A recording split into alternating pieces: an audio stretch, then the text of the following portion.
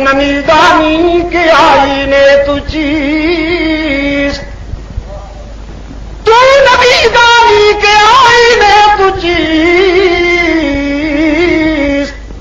زیر گردوں سر تمکینے تو چیز، کتاب زندہ قرآن حکیم،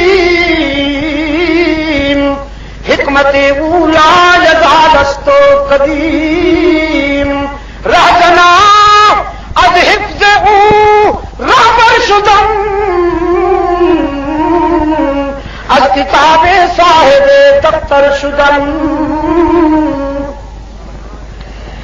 22 لاکھ مربع میل پہ حکمرانی ہے، 22 لاکھ مربع میل پہ حکمرانی ہے۔ عناصر اربع بھی مسخر ہیں، عناصر اربع بھی مسخر ہیں، زمین بھی، پانی بھی، آگ بھی، ہوائیں بھی مسخر ہیں۔ اس جگہ کھڑے ہیں جہاں بچپن میں زندگی کے لمحات گزرے تھے، زاروں قطار آنکھیں برس رہی ہیں۔ پوچھا گیا عمر کیا بات ہوئی؟ کسی محاذ سے مسلمانوں کے دکھ کی خبر تو نہیں آ گئی؟ فرمایا باہر کی بات نہیں ہے، اندر کی بات ہے۔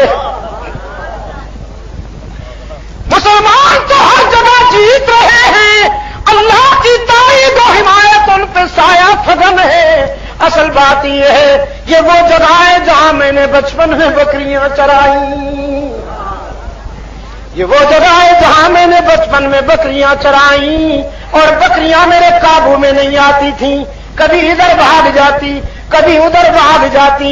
میرا باپ خطاب مجھے مارتا اور کہتا عمر بکریاں سنبھال نہیں سکتے ہو، زندگی کیسے گزارو گے؟